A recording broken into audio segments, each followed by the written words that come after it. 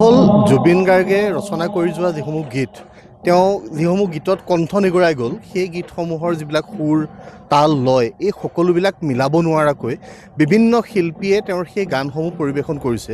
গীতসমূহ পৰিৱেশন কৰাত শুনোতে এনেকুৱাই এটা পৰিৱেশৰ মাজেৰে গানবিলাক পৰিৱেশন কৰা হৈছে য'ত সেই গানটোৰ যিটো মূল ধাৰা সেই ধাৰাটোৰ লগত গানটোৰ কোনো মিল নথকা পৰিলক্ষিত হৈছে। এগৰাকী আমদানিকৃত শিল্পী মৰ্মিতা মিত্ৰ, সেইগৰাকী শিল্পীক অসমৰ জনসাধাৰণে আমাৰ বিহু সমিতিসমূহে নিমন্ত্ৰণ দিছে। বিভিন্ন স্থানত তেখেতে অনুষ্ঠান পৰিৱেশন কৰিবৰ কাৰণে নিমন্ত্ৰণ লাভ কৰা ইতিমধ্যে তথ্য ৰাজহুৱা হৈছে। সেইগৰাকী শিল্পীয়ে গান গোৱাৰ নামত যিটো পৰিৱেশ সৃষ্টি কৰিছে এই পৰিৱেশ গ্ৰহণযোগ্য নহয়। জুবিন গাৰ্গৰ সৃষ্টিৰাজি অসমীয়া জাতিটোৰ বাবে সমল, আৰু সেই সমলসমূহক কোনোবাই অপমান কৰিব সেই কথাটো কোনো কাৰণত গ্ৰহণযোগ্য হ'বই নোৱাৰে। আমি সকীয়াই দিছোঁ যে জুবিনদাৰ গীত তেওঁৰ ধৰণেৰে গাব নোৱাৰা যিসকল শিল্পী আছে সেইসকলে তেওঁৰ গীতসমূহ পৰিৱেশন কৰাৰ পৰা বিৰত থাকিব লাগে।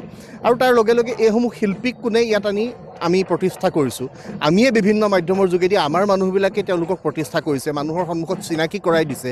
এটা দুটা গান ভালকৈ গালেই তেওঁলোকক আমি ছ'চিয়েল মিডিয়াত ভাইৰেল কৰি দিছোঁ, আন মাধ্যমৰ যোগেদি আমি তেওঁলোকক ভাইৰেল কৰি দিছোঁ। কিন্তু আমাৰ যিসমূহ আমাৰ নিজৰ থলুৱা যিসমূহ শিল্পী আছে সেইসকলক পৃষ্ঠপোষকতা প্ৰদান কৰাত ক'ৰবাত নহয় ক'ৰবাত আমি পিছ হুহুকি ৰৈছোঁ। আমাৰ স্থানীয় শিল্পীসকলে গীত পৰিৱেশন কৰিলে আমাৰ অডিয়েঞ্চ নোযোৱা, আমাৰ দৰ্শক তাত উপস্থিত নোহোৱা পৰিৱেশো ক'ৰবাত ছ'চিয়েল মিডিয়াত আমি ইতিমধ্যে ভাইৰেল হোৱা ভিডিঅ' দেখা পাবলৈ পাইছোঁ। কিন্তু আমাৰ কথাটো হ'ল যে আমাৰ জুবিন গাৰ্গৰ সৃষ্টিৰাজিক কোনোবাই অপমান কৰিব সেই কথা গ্ৰহণযোগ্য নহয়। এনেকুৱা দুঃসাহস কোনেও নকৰিব। মৰ্মিতা মিত্ৰৰ দৰে শিল্পীক আনি ইয়াতে প্ৰতিষ্ঠা কৰাৰ দায়িত্ব অসমীয়া জাতীয় জীৱনে ল'ব নালাগে। সেই আহ্বান আমাৰ প্ৰত্যেকখন বিহু সমিতিলৈ থাকিব, প্ৰত্যেকগৰাকী উদ্যোক্তালৈ থাকিব। আৰু তেওঁকো আমি আহ্বান জনাব বিচাৰোঁ যে তেওঁ যিখিনি কাম কৰিব নোৱাৰে সেই কামটো কৰাটো অনুচিত।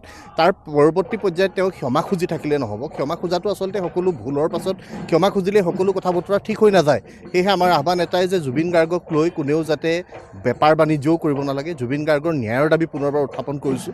আৰু জুবিনদাৰ নাম লৈ কোনেও যাতে এনেকুৱা ধৰণৰ অপসংস্কৃতিবিলাক মানুহৰ মাজত বিলাই ফুৰাৰ দুঃসাহস নকৰে তাৰ বাবে আমি সকলোকে সকীয়াই দিছোঁ।